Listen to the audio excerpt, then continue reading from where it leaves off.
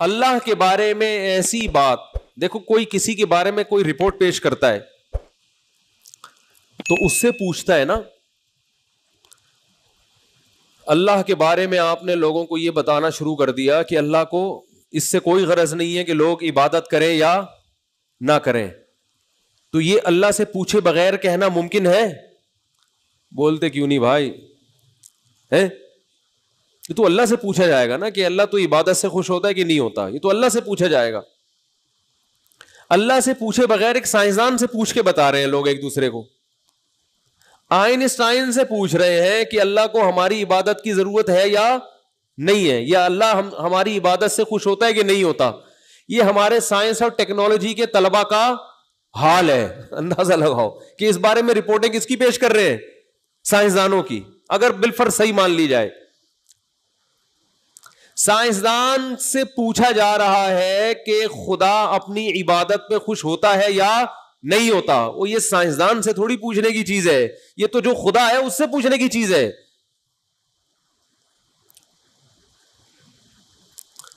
تو عجیب بدحالی ہے, کھوپڑی, ایسا فتنوں کا دور ہے نا کہ کھوپڑی کے علاوہ ہر چیز استعمال ہو رہی ہے.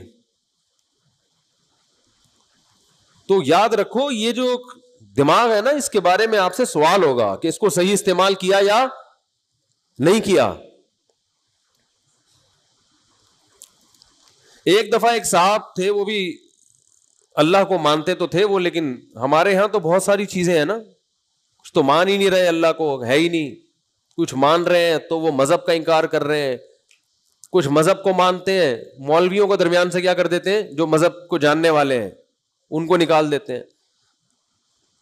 بہت تھوڑے بچے کچھ لوگ آ کے آپ کو ایسے کچھ لگیں گے جو تمیز سے مذہب کو فالو کر رہے ہیں.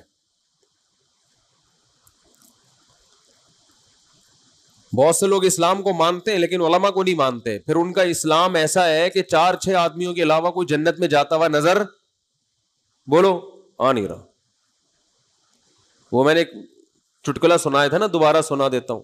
ایک آدمی نے خواب دیکھا, یعنی یہ اس پہ بتا رہا ہوں کہ بعض لوگوں کا یہ نظریہ ہے کہ فلاں بھی بزرگ سارے بابے غلط, فلاں بھی غلط, فلاں بھی غلط, فلاں بھی غلط, فلاں بھی غلط, میں کیا ہوں, میں سے. مولانا اشرف علی تھانوی نے اپنے نام کا کلمہ پڑھایا, تو میں کہتا ہوں اگر مولانا اشرف علی تھانوی رحمہ اللہ تعالیٰ نے اپنے نام کا کلمہ پڑھایا تو وہ دائرہ اسلام سے خارج تھے, پھر ان کو مسلمان کہنے کے تکلف کی ضرورت نہیں ہے. آپ میرے سامنے بیٹھیں تو میں آپ سے سوال پوچھوں گا کہ اگر مولانا اشرف علی تھانوی نے اشرف علی رسول اللہ پڑھوایا ہے تو یہی جرم تو مرزا غلام احمد قادیانی کا تھا, اس کو تم کافر بولتے ہو اور مولانا اشرف علی تھانوی کو مسلمان بولتے ہو, کس بیس پہ بولتے ہو؟ یہ منافقت کیسی ہے؟ بات نہیں آ رہی سمجھ میں؟ میرا خیال ہے لوگوں نے پروپیگنڈا کیا ہے نا کہ حضرت مولانا اشرف علی تھانوی نے اپنے نام کا بولو نا کلمہ پڑھایا. بھائی کلمہ جس نے اپنے نام کا پڑھایا وہ ختم نبوت کا منکر ہے, پھر وہ کافر ہے, وہ اسلام سے خارج ہے. آپ کیوں نہیں بولتے اسلام سے خارج ہے؟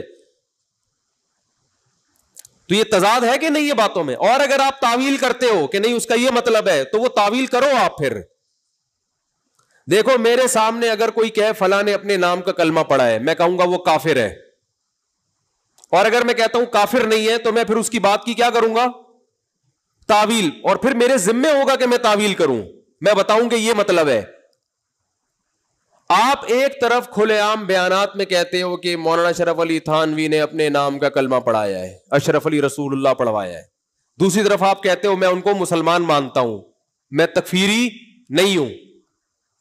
تو آپ ان کو کس بیس پہ مسلمان مانتے ہیں؟ جو اپنے نام کا کلمہ پڑھوائے وہ مسلمان نہیں ہوتا. مجھ سے اگر پوچھو گے میں کہوں گا یہ جھوٹا الزام ہے, انہوں نے اپنے نام کا کلمہ نہیں پڑھوایا, اور اس الزام کا جواب میں بیان میں دے چکا ہوں جس کا ابھی تک جواب نہیں آیا ہے, کیونکہ جو پورا بیان تھا نا اس کو حذف کر کے محترم نے گول گھمایا اس جواب کو.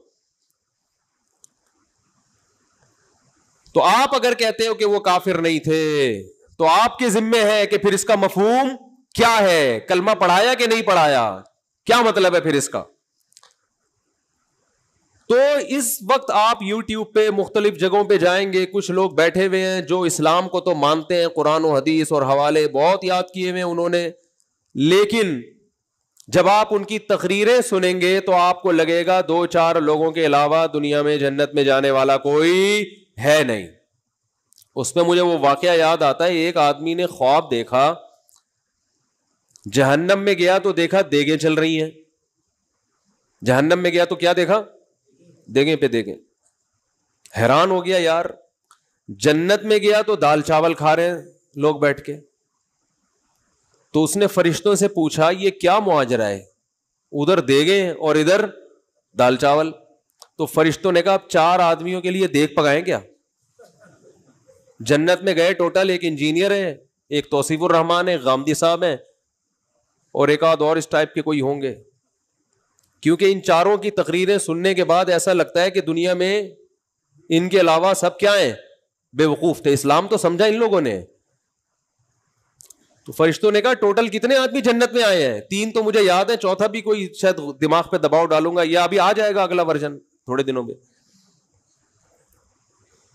4 آدمی ٹوٹل کہاں ہیں؟ جنت میں. کیا دیکھ پکے بھائی ان کے لیے, وہ تو جو وعدے اللہ نے کیے تھے پبلک تو ہو.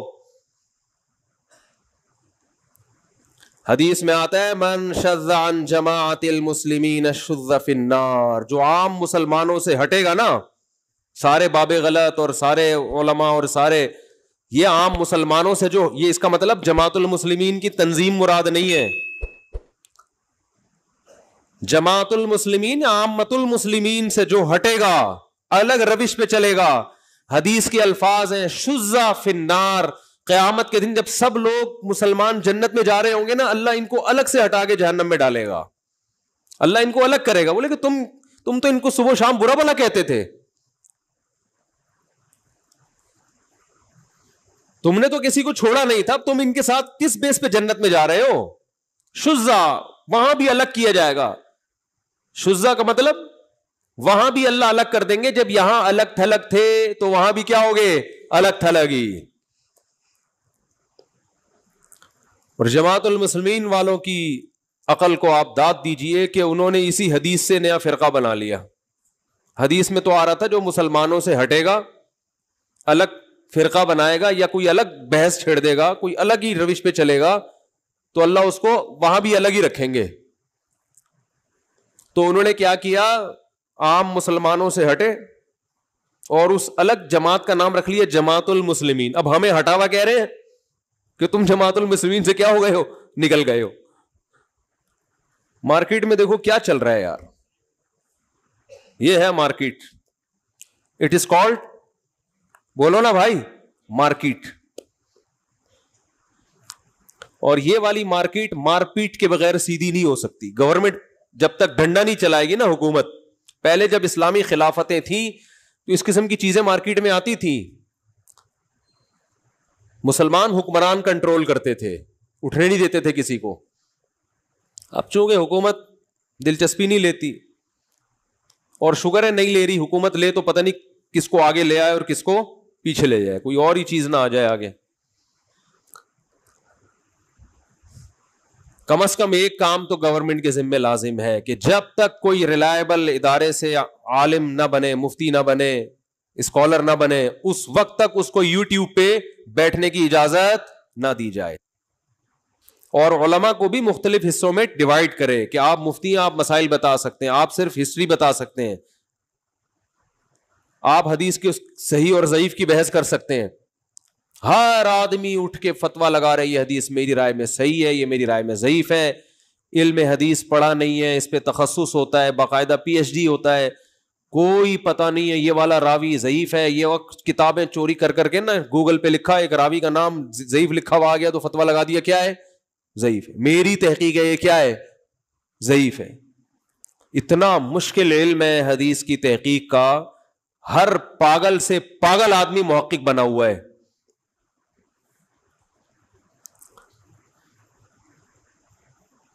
اور یہ جتنی مذہبی آزادی یہاں ہے نا دوسرے ملکوں میں نہیں ہے. سعودی عرب میں کوئی چینل کھول کے دکھائے اپنا, باقاعدہ پراپر پڑھا ہوا نہ ہو, اور وہ ذرا تحقیقات مارکیٹ میں لا کے دکھائے, فوراً حکومت اریسٹ کرتی ہے. تمہیں کس نے بٹھایا یہاں پہ فتویٰ دینے کے لیے؟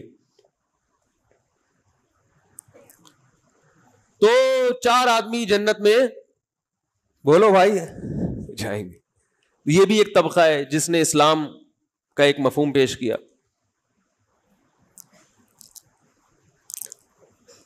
بات سے بات چل پڑی ہے تو ڈاکٹر ذاکر نائک اللہ تعالیٰ ان کی عمر میں برکت دے, ان کا بھی ایک کلپ نظر سے گزرا. انہوں نے بیان ریکارڈ کروایا کہ بار بار لوگ ایک چیز کے بارے میں پوچھتے ہیں, ہے تو حیا کے خلاف. آج کل لڑکوں میں جو ایک برائی چل پڑی ہے, اپنے ہاتھ سے اپنی خواہش پوری کرتے ہیں, اس کے بارے میں نے بھی بہت عرصہ اس مسئلے پر بیان نہیں کیا, خاموشی اختیار کی ہے. ان کا کلپ بہت زیادہ وائرل ہوا ہے تو لوگ پھر بار بار ہم سے کہہ رہے ہیں آپ ریکارڈ کروائیں. میں بار بار کہتا ہوں بھائی ڈاکٹر ذاکر نائک ہمارے سر آنکھوں پہ, لیکن وہ مفتی نہیں ہے, فتویٰ دینے کی ان کو پرمیشن نہیں ہے, کسی ادارے سے باقاعدہ فتوے کا علم حاصل نہیں کیا.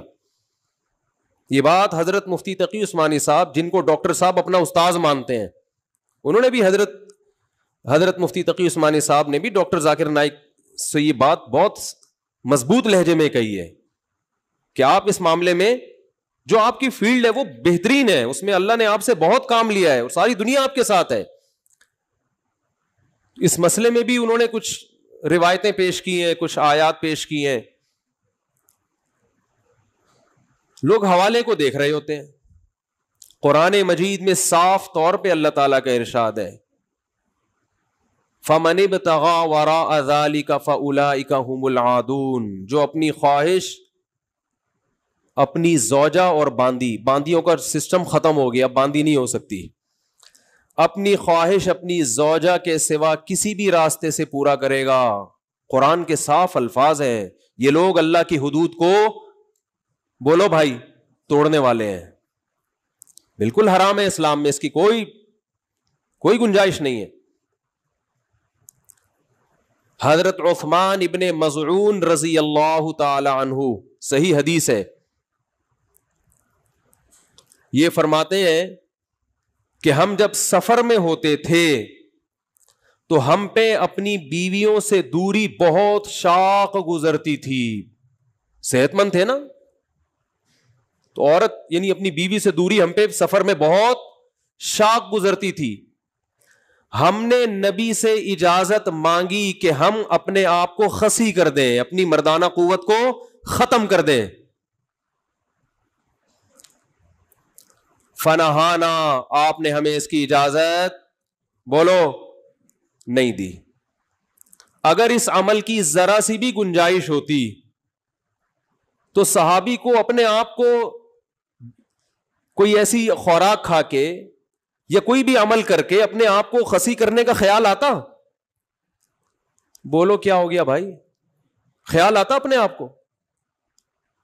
ان کو پتا ہے ہمارے پاس بیوی سے کانٹیکٹ کے علاوہ اور کوئی راستہ نہیں ہے, تو نبی سے اجازت مانگ رہے ہیں کہ ہم پہ بہت گناہ کا خطرہ ہوتا ہے, زنا کا خطرہ ہوتا ہے, بہت شاق گزرتا ہے ہمارے اوپر یہ عمل, ہمیں اجازت دیتے ہم کوئی چیز کھا لیں. آپ نے فرمایا نہ, بلکہ کیا فرمایا, تزوج الودود الولود فانی مباہی بکم الامم, فرمایا ایسی عورت سے نکاح کرو جو کثرت سے اولاد دے, میں تمہاری کثرت پہ قیامت کے دن فخر کروں گا. کیا مطلب؟ یہ قدرت کی طرف سے تمہارے اوپر شہوت مسلط ہے, اس کا حل یہ کہ نہ چاہتے ہوئے بھی نکاح کرو تم. یہ قدرت نے اس لیے رکھی تاکہ تمہاری نسل بڑھے. بڑے آرام سے کہہ دیا جاتا ہے جس کے لیے نکاح کرنا مشکل ہے. کیوں مشکل ہے نکاح کرنا آپ کے لیے؟ کہ بھائی نکاح کرنا مشکل ہے تو اب نوجوان لوگ کیا کریں؟ تو مشکل آپ نے بنایا ہے. قرآن نے اس کا بھی تذکرہ کیا ہے کہ نکاح کرنا مشکل ہے تو کیا کرنا ہے. وَلْيَسْتَعْفِفِ الَّذِينَ لَا يَجِدُونَ نِكَاحًا حَتَّى يُغْنِيَهُمُ اللَّهُ مِنْ فَضْلِهِ, فرمایا جو لوگ نکاح کی طاقت نہیں رکھتے, طاقت نہ رکھنے کا مطلب کیا ہے وہ میں بھی بتاتا ہوں. انہیں چاہیے کہ وہ پاک دامنی سے رہیں, کوئی ناجائز اور حرام کام کی طرف, بولو, مت جائیں. سورہ نور کی آیتیں ہیں, بالکل نہ جائیں, وہ بچا کے رکھیں. استعفاف کا معنی روک لینا, اپنے آپ کو بچا لینا, یہاں تک کہ اللہ ان کو غنی کر دے. اللہ ان کے لیے انتظام, بولتے کیوں نہیں بھائی, اللہ انتظام کر دے. اس وقت تک روکو اپنے آپ کو, صبر کرو. یہاں بھی کہیں کسی اور راستے کا ادنا سا بھی اشارہ, اتنی واضح آیت ہے, نہیں ملتا. بخاری مسلم کی حدیث، آپ صلی اللہ علیہ وسلم نے فرمایا یا معشر الشباب من استطاع منکم الباءۃ فلیتزوج، تم میں جو نکاح کی طاقت رکھتا ہے اسے چاہیے کہ وہ نکاح کر لے، فإنہ اغض للبصر واحسن للفرج، اس سے نظر جھک جائے گی، شرمگاہ محفوظ ہو جائے گی. اور ایک روایت میں فإنہ لہ آگے ہے ومن لم یستطع فعلیہ بالصوم، جس میں نکاح کی طاقت نہیں ہے. طاقت نہ ہونے کا مطلب ابھی بتا رہا ہوں پھر میں، کیونکہ ہر آدمی یہ سمجھتا ہے مجھ میں نکاح کی استطاعت نہیں ہے، یہ مسلط کر لیا ہر آدمی نے اپنے لیے. اس کے بعد اللہ نے کیا فرمایا، نبی نے کیا فرمایا کہ اگر نکاح نہیں کر سکتا، استطاعت نہیں ہے، فعلیہ بالصوم، کثرت سے روزے رکھے. یہاں بھی کسی اور راستے کی طرف ذرہ برابر بھی اشارہ بولو بھائی نہیں دیا. اس کا مطلب یہ اللیگل ہے اسلام میں، یہ اللہ حرام ہے، ناجائز ہے.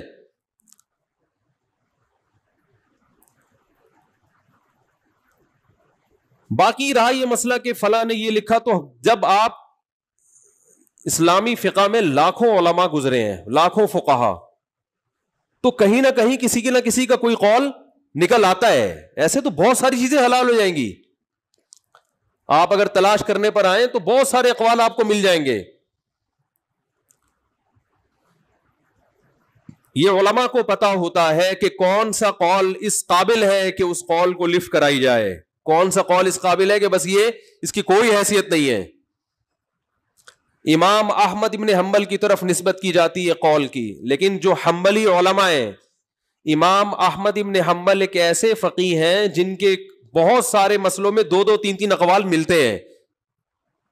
یہ ہے ان کے مذہب میں ایسا ہے. تو فقہ حنبلی میں جو بڑے جید علماء ہیں ان سے پوچھا جائے گا کہ فتویٰ کس قول پر ہے، تو فقہ حنبلی میں فتویٰ اس کے حرام اور ناجائز ہونے پر ہے. تو ایسے تو بہت سارے اقوال مل جائیں گے. اور قرآن کی طرف ہم آتے ہیں. قرآن مجید میں 5ویں پارے کا آپ پہلا رکوع پڑھیں. اللہ نے فرمایا وَمَن لَّمْ يَسْتَطِعْ مِنكُمْ طَوْلًا أَن يَنكِحَ الْمُحْصَنَاتِ الْمُؤْمِنَاتِ فَمِمَّا مَلَكَتْ أَيْمَانُكُم مِّن فَتَيَاتِكُمُ الْمُؤْمِنَاتِ، تم میں جو آزاد عورت سے نکاح کی طاقت نہیں رکھتا اسے چاہیے کہ وہ کسی کی باندی سے نکاح کر لے. اس کو خوب اچھی طرح سمجھیں، یہ موضوع چل گیا تو میں اب کمپلیٹ کر لوں. وہ کسی کی باندی سے، اب باندیاں نہیں ہوتی ہیں ذہن میں رکھیں، باندی سے نکاح کرنے میں نقصان ہی نقصان ہے. کیونکہ باندی، کسی کی باندی جو ہوگی نا آپ کی بیوی ہوگی، لیکن خدمت وہ اپنے مولا کی کرے گی. سمجھ میں آ رہی ہے بات؟ اس سے جو بچہ پیدا ہوگا غلام ہوگا، یعنی آپ کا بچہ غلام پیدا ہو رہا ہے. کتنے نقصانات ہیں. لیکن قرآن نے کہا کہ لمن خشی العنت منکم، جس کو زنا کا خطرہ ہے اسے چاہیے کہ وہ کیا کر لے، کسی اور راستے کی طرف جانے کے بجائے کسی کی باندی سے نکاح کر لے. اگرچہ اس میں اتنے سارے نقصانات ہیں، نکاح کی جو مصلحتیں ہیں وہ حاصل نہیں ہوتی اس میں، لیکن پھر بھی عورت سے ریلیشن یہ ایک نیچرل ہے. اللہ نے عورت کو مرد کے لیے اور مرد کو کس کے لیے، عورت کے لیے. تو اس نیچر پہ باقی رکھنے کے لیے اللہ نے حکم دیا کہ اتنا نقصان والا نکاح ہے، پھر بھی کسی اور راستے کی طرف جانے کے بجائے یہ کام کر لو. اس میں صاف اللہ نے بتا دیا ہے کہ اگر کسی کو زنا کا خطرہ ہے تو نکاح میں اپنا معیار کیا کر دے، وہ بولو کم کر دے. آج جو لوگ کہتے ہیں نا میں ہمارے نکاح نہیں ہو رہا، آپ کو آپ کی مرضی کا رشتہ نہیں مل رہا ہوتا، آپ نے ایک اسٹینڈرڈ بنایا ہوا ہے کہ مجھے ایسا رشتہ چاہیے. قرآن تو کہہ رہے کسی کی لونڈی سے نکاح کر لو، بہت کم معیار. ایک تو غلام باندی اس زمانے میں بہت پس سمجھی جاتی تھی، دوسری بات وہ کنٹرول میں آپ کے نہیں ہوگی، خدمت اپنے مولا کی کرے گی. وہ آپ سے صرف اس کا ریلیشن حلال ہو جائے گا، مولا کا ریلیشن اس سے حلال نہیں ہوگا. کیونکہ اسلام میں ایک ایسا نہیں ہو سکتا کہ ایک عورت کہ اپنے جو ہے نا مالک سے بھی ریلیشن ہو اور آپ سے بھی ہو. نہ جب آپ سے نکاح ہو گیا تو اب آپ کے علاوہ کسی اور سے ریلیشن نہیں ہو سکتا، صرف ریلیشن آپ کے لیے حلال ہو جائے گا اور کچھ بھی نہیں. تو نکاح کی مصلحتیں وہ حاصل نہیں ہوں گی. بچے کو کتنا نقصان ہو رہا ہے, غلام پیدا ہو رہا ہے. لیکن قرآن نے کہا کہ کسی اور راستے کی طرف جانے سے بہتر ہے کہ یہ کام. کیوں؟ اسلام دین فطرت ہے, وہ آپ کو کبھی بھی نیچر سے نہیں ہٹائے گا. اللہ نے مرد میں یہ شہوت رکھی ہے عورت کے لیے, اور عورت میں رکھی ہے کس کے لیے؟ مرد کے لیے. اس کے علاوہ کوئی راستہ حلال نہیں ہے, سب دروازے اللہ نے بند کر دیے ہیں.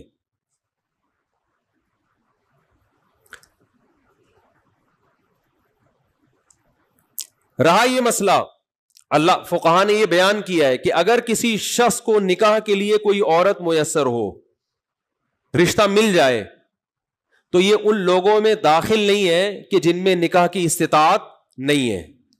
خوب اچھی طرح سمجھیں, یہ جو کہا جاتا ہے نا کہ نکاح کی استطاعت نہیں ہے, اس کا مطلب ہے کہ آپ کو کوئی رشتہ دینے کے لیے تیار, بولو نا بھائی, نہیں ہے. یہ مطلب ہے اس کا.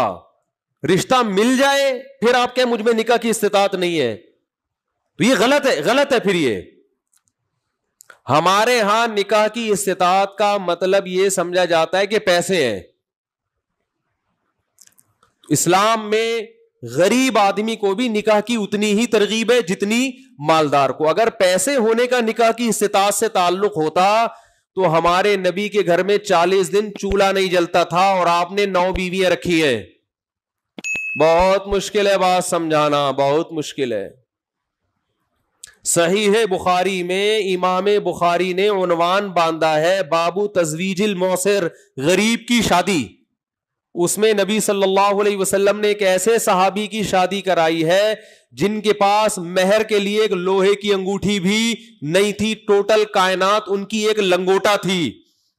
آپ نے فرمایا کہ تمہیں کچھ صورتیں یاد ہیں؟ صحابی نے کہا. فرمایا زوجتکہا, تمہارا نکاح میں نے اس خاتون سے کرا دیا, بما معک من القرآن, جو صورتیں یاد ہیں وہ بیوی کو یاد کرا دینا, بس ہو گیا نکاح, چلو جاؤ.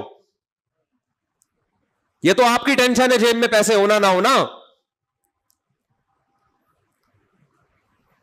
ہاں یہ ضرور ہے, آپ کہہ سکتے ہیں وہ نان نفقہ کیسے پورا کریں گے, بیوی کے اسٹینڈرڈ کا نان نفقہ دینا لازم ہے نا شریعت میں.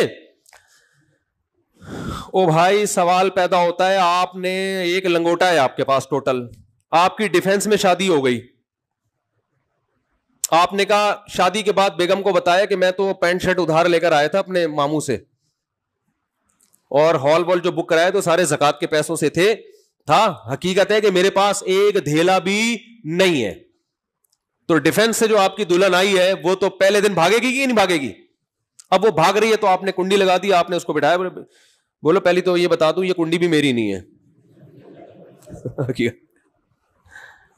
یہ بھی دوست سے گھر ہم نے زکات میں لیا ہوا ہے تھوڑے دنوں کے لیے. ویسے زکات تھوڑے دن کی ہوتی نہیں, ایک مثال دے رہا ہوں.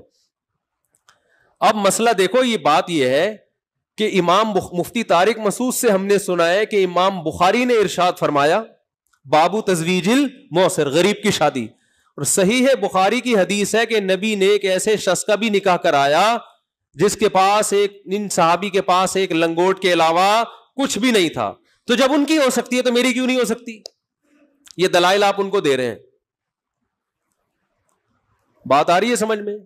تو یہ دلائل آپ کے اس لیے غلط ہوں گے کہ جب نبی نے جن غریب صحابی کی شادی جس خاتون سے کرائی نا, اس خاتون کو پہلے سے پتا تھا کہ ان کے پاس اس کے علاوہ کچھ بھی نہیں, وہ اس غربت میں راضی تھی. اب راضی کیوں تھی؟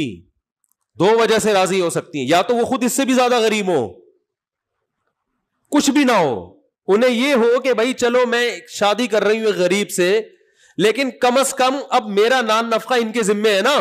ان کے پاس کچھ بھی نہیں ہے لیکن کدال لے کے صبح جائیں گے, محنت مزدوری کریں گے, تو اللہ نے نکاح کی برکت سے وعدہ کیا ہے کہ اللہ نکاح مال میں کیا دے گا؟ برکت دے گا. سورہ نور میں اللہ کا ارشاد ہے نکاح کرو ان یکونوا فقراء یغنیہم اللہ من فضلہ, فقیر ہوگے تو اللہ اپنے فضل سے غنی کر دے گا. تو آج زندگی بھر یہ خود بھی تو بھوک سے نہیں مرے نا, کچھ نہ کچھ تو 1-2 ٹائم کی روٹی کا انتظام کر لیتے ہوں گے, تو اب میرے لیے بھی کریں گے. تو میں رزق کی فکر سے کیا ہو گئی؟ آزاد, یکنشد دوشد ہو گئے بھائی. اور اللہ نے کھلایا ان کو, ہمیشہ رہے وہ, نہ غربت سے ان کا انتقال ہوا, نہ کوئی مسئلہ ہوا, بھائی پہلے بھی کدال لے کے صبح نکلتے تھے, 2 وقت کی روٹی کا انتظام ہو جاتا تھا, تو اب 2 آدمیوں کی 2 وقت کی روٹی کا اللہ انتظام کرا دیں گے. جب بچہ پیدا ہوگا تو 3 کا انتظام کرا دیں گے. 2 ہاتھ تو دیے نا اللہ نے. لوگ کم بخت اپنی وہ جو ہے نا اکاؤنٹ میں پیسے تو دیکھ رہے ہوتے ہیں کہ کتنے پیسے پڑے ہیں, جیب بٹوے میں کتنے, یہ نہیں دیکھ رہے تھے اللہ نے مجھے 2 ہاتھ اور 2 ٹانگیں دی ہے, یہ کمانے کا ذریعہ ہے, دماغ دی ہے, کھوپڑی دی ہے, بیٹھو پلان بناؤ, 10 طریقے آپ کو کمانے کے آپ کی کھوپڑی میں آئیں گے. وہ بٹوا دیکھ رہا ہے بیٹھ کے. تو اسلام نے آپ کو اجازت دی ہے کہ آپ کی جیب میں دھیلا بھی نہ ہو پھر بھی آپ نکاح کریں. نبی نے جو 9 بیویاں رکھی اسی غربت میں, اس لیے کہ جن عورتوں سے آپ نے نکاح کیا وہ اس غربت میں آپ کے ساتھ راضی تھی. ان کو پہلے سے پتا تھا کہ یہ مسکین ہے, گھر میں روٹی نہیں ملے گی, جیسے یہ توکل پہ چلیں گے ہم بھی توکل پہ چلیں گے. اور جب امہات المومنین نے نبی سے مطالبہ کیا کہ ہمارے ہاں بہت زیادہ غربت ہے, تو اللہ نے فرمایا اے نبی ان سے کہہ دیجئے کہ اسی غربت میں میرے ساتھ راضی ہو تو ٹھیک ہے, اگر راضی نہیں ہو تعالینا امتعکن واسرحکن سراحا جمیلا, نہیں ہے تو کوئی بات نہیں, میں نے کوئی زبردستی تمہیں مجبور نہیں کیا اپنے ساتھ رہنے پر, آؤ میں تمہیں طلاق کا اختیار دیتا ہوں, اپنے اوپر طلاق واقع کرو اور جاؤ عدت کے بعد جہاں چاہے نکاح کرو. تو بہت کلیئر کیا ہے نا معاملے کو. تو آپ کی غربت کی وجہ سے سامنے والی پارٹی آپ کو ریجیکٹ کر دے اس کو حق ہے, لیکن اگر آپ کو رشتہ مل رہا ہے اور وہی رشتہ ملے گا جو آپ سے بھی زیادہ غریب ہوگا, تو پھر آپ یہ نہیں کہہ سکتے کہ مجھ میں نکاح کی استطاعت نہیں ہے. آج جو لوگ کہتے ہیں نا میں نکاح کی طاقت نہیں ہے اور پھر حرام کاریوں کی طرف جاتے ہیں, ہینڈ پریکٹس اور یہ اس طرح کے جو بیہودہ حرکتیں ان کی طرف جاتے ہیں, یہ قیامت کے دن کا یہ عذر قابل قبول نہیں ہے. بھائی آپ غریب لڑکی سے کرو, جھگیوں میں جاؤ وہاں کرو نکاح. یہ آپ نے دنیا کو چونکہ مسافر خانہ نہیں سمجھا, ہر آدمی کا ایک اسٹینڈرڈ ہے. ایک صاحب مجھے کہنے لگے اتنے بچے ہو گئے اگر جیب میں پیسے نہ ہو پڑھانے کے تو کیا کریں گے؟ میں نے کہا ٹماٹر بیچیں گے اور کیا کریں گے. کیا ہے اس میں ٹماٹر, یہ ٹماٹر بیچنے والے کیا جہنم میں جائیں گے کیا؟ نہیں تو اتنے بچے ہمارے ٹماٹر بیچیں گے. وہ بھائی جان دنیا مسافر خانہ ہے, یہاں صدر زرداری بھی قبر میں جائے گا, مسلم لیگی بھی قبر میں جائیں گے, مریں گے سالے, سب نے مرنا ہے. وہ فرعون کہاں گیا جو اتنا بڑا بادشاہ تھا؟ جنرل مشرف بھی بیمار پڑے ہوئے تھوڑے دنوں میں اطلاع آ جائے گی, سب کی آئے گی, یہ کوئی بری بات نہیں ہے, میری بھی آئے گی آپ کی بھی آئے گی. اس کو اتنا مسلط کر لیا کھوپڑی کے اوپر. یہ دنیا کی محبت ہے, یہ ایجوکیشن نہیں ہے. اس کو ایجوکیشن یا ترقی نہیں کہتے, یہ دنیا مردار سے عشق ہے, اور اس عشق کی سزا دنیا میں اللہ دیتا ہے, دماغ کا سکون چھین لیتا ہے. پڑھاؤ اپنے بچوں کو, اچھے سے اچھا بناؤ, ڈاکٹر بناؤ, انجینئر بناؤ, بن گیا ٹھیک ہے, نہیں بنا کوئی بات نہیں, رکشا چلائے گا, کوئی ٹینشن کی بات نہیں ہے. ہمارے نبی نے کیسی مثالیں دے دے کے ہمیں سمجھایا, ہم کو انگریز تھوڑی ہے بھائی. کیسی مثالیں دی ہے نبی صلی اللہ علیہ وسلم نے. پچھلی امتوں کی مثال دی کہ ایک عورت جو ہے نا وہ اپنے بچے کو گود میں اٹھائی ہوئی تھی, تو ایک شخص جس کو لوگ برا بلا کہہ رہے تھے, مسکین, غریب, پراگندہ بال, تو ماں نے دعا مانگی اے اللہ میرے بچے کو ایسا نہ بنانا, اس کی تو کوئی عزت ہی نہیں ہے معاشرے میں. حدیث میں آتا ہے بچے کو اللہ نے ماں کے گود میں بولنے کی توفیق دی, بچے نے کہا اللہ مجھے ایسا بنا دینا. دوسرا بڑی عالی شان سواری میں گزرا, پیپلز پارٹی میں بڑے عہدے پر ہوگا اس زمانے میں, بڑی عالی شان سواری اور بڑا جاہو جلال کے ساتھ ماں نے کہا اللہ میرے بچے کو ایسا بنانا. آج مائیں کہتی ہے نا ایسا بن جائے ایسا نہ بنے. بچے نے ماں کی گود میں کہا اللہ مجھے ایسا نہ بنانا, مجھے ایسا نہ بنانا. حدیث میں آتا ہے یہ جو جاہو جلال کے ساتھ گزر رہا تھا خدا کا باغی اور اس کا نافرمان تھا, اور وہ اللہ کا فرما بردار تھا جو پہلا والا. دیکھو فرعون نے جو موسیٰ علیہ السلام کو تانے دیے نا وہ غربت کے تانے دیے, وہی تانے آج آپ غریبوں کو دے رہے ہو کہ اتنے بچے ہو گئے تو ٹماٹر بیچیں گے. غربت کوئی عیب بولو نہیں ہے. فرعون اسی وجہ سے تو برباد ہو گیا. وہ کہہ رہے کہ ام انا خیر من ھذا الذی ھو مہین, اے لوگوں میرے پاس باغات ہیں, میرے پاس علم ہے, میرے پاس دنیا کی ہر نعمت ہے, اور یہ موسیٰ تو مسکین ہے, کھانے کو روٹی نہیں ہوتی اس کے پاس, تم اس کو فالو کرو گے, مجھے فالو کرو گے. لوگ کہتے تھے آپ کو فالو کریں گے ہم. ولا یکاد یبین, اور کہتے تھے موسیٰ میں ایک عیب یہ بھی ہے کہ اس کو بولنے میں بلاغت نہیں ہے, مجھے بولنا بھی آتا ہے. یہ فرعون مقابلہ کر رہا ہے. اللہ کی نظر میں موسیٰ کی اہمیت تھی, موسیٰ کی جو مسکین غلام قوم میں پیدا ہوئے, کیا ویلیو ہے. جب قرآن پڑھو نا, خدا کی قسم موسیٰ علیہ السلام کی اللہ کی نظر میں جو ویلیو تھی اس کا اندازہ ہوتا ہے. قرآن میں سب سے زیادہ نام کس پیغمبر کا آیا ہے؟ موسیٰ. اور مسکین غلام قوم میں پیدا ہوئے, اپنے آپ کو قتل سے بچاتے پھر رہے ہیں, کہ غلطی سے قتل بھی ہو گیا تھا, بچاتے پھر رہے ہیں. بکریاں چرائی ہیں 10 سال نکاح کے لیے ہے. غربت کا عالم دیکھو. ان کی اہلیہ کے والد نے کہا اپنی بیٹی کا نکاح آپ کے ساتھ اس شرط پہ کروں گا کہ 10 سال بولو بکریاں چراؤ, اور کوئی آپشن نہیں تھا. کتنا بڑا مہر نا, ٹھیک ٹھاک بھاری بھرکم مہر ہے. انہوں نے فرمایا کہ کوئی بات نہیں, اور اس کے علاوہ میرے پاس نکاح کے لیے کوئی آپشن نہیں ہے, کوئی بات نہیں 10 سال بکریاں چرائیں گے. جو تکبر فرعون کی کھوپڑی میں تھا نا اس وقت, وہی ہمارے آج پڑھے لکھے لوگوں کے دماغوں میں بیٹھ چکا ہے. وہی پڑھے لکھے لوگوں کے دماغ میں بیٹھ گیا ہے. اس دنیا سے دل مت لگاؤ میرے بھائی, بچے ٹماٹر بیچے کوئی ٹینشن کی بات نہیں ہے. میں نہیں کہہ رہا ان کو ابھی سے ٹماٹر کی ریڑھی دے کے ٹماٹر بکواؤ, ان کو اچھی سے اچھی تعلیم دو, اس سے مسلمانوں کو فائدہ ہوگا.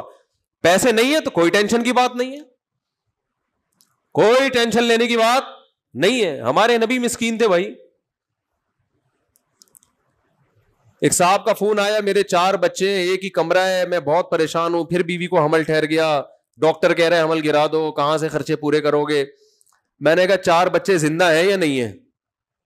کہہ رہے ہاں. میں نے کہا جب بھی پیدا ہوئے تھے ماں کی چھاتی میں دودھ پیدا ہوا تھا کہ نہیں ہوا تھا؟ کہہ رہے ہاں. میں نے کہا اس کا مطلب جب پیدا ہوا تھا نا بچہ تو دودھ اس لیے پیدا ہوا تھا, اس وقت بچے کے لیے سب سے زیادہ ضروری کیا چیز تھی؟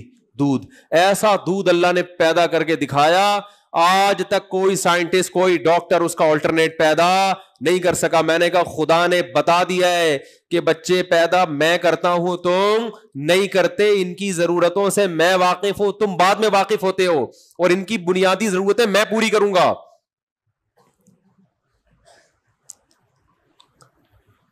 میں نے پھر لندن میں ایک ڈاکٹر صاحب کو فون کیا کہ ان کو کوئی ڈاکٹر کہہ رہے حمل گرا دو. اس نے کہا یہ پوری دنیا میں اللیگل ہے, ایک دن کا حمل بھی گرانا سوائے 2-4 ملکوں کے, پوری دنیا میں کیا ہے بولو؟ اللیگل ہے, ایک دن کا حمل بھی. اور لندن میں انہوں نے کہا کہ 13 سال کی لڑکی اگر زنا سے حاملہ ہو جائے وہ بھی حمل نہیں گرا سکتی. بہت مشکل ہے بات سمجھانا, بہت مشکل. کسی بچی سے جبرن زنا ہوا یو کے میں اگر, اور بچی کی عمر کتنی ہے 13 سال, پریگننٹ ہو گئی, یو کے کا لا یہ ہے کہ وہ پریگننسی ضائع بولتے کیوں نہیں کر سکتی. کیونکہ جب ایک جان جسم میں اللہ نے اس کو زندگی کے لیے سلیکٹ کر لیا ہے, وہ آپ کی اولاد ہے. کروڑوں جرثوموں میں سے ایک کی سلیکشن ہوتی ہے. بات پہ اللہ پہ توکل, اللہ پہ اعتماد, یہ چیزیں ختم. غربت دیکھو قرآن میں کتنا اللہ نے ارشاد فرمایا, ابسط الرزق لمن یشاء, جس کے لیے چاہتا ہوں رزق بڑھا دیتا ہوں, جس کے لیے چاہتا ہوں تنگ کر دیتا ہوں. اس کا اولاد سے تعلق نہیں ہے. اللہ غریب رکھنا چاہے گا, ایک بچے میں بھی آپ کے منہ سے نوالا چھین لے گا. رزق میں برکت دینا چاہے گا تو درجنوں میں بھی اللہ, ہم نے بہت سے دیکھے غریب تھے, ان کے اولادیں ہوئی, سب اولادیں پڑھ لکھ کے, کوئی شپ پہ ہے, کوئی ڈاکٹر ہے, کوئی انجینئر ہے, کما بھی رہے ہیں, اپنے والدین کو کھلا بھی رہے ہیں. تو ایک عجیب دماغ میں چیزیں مسلط کی ہوئی ہیں.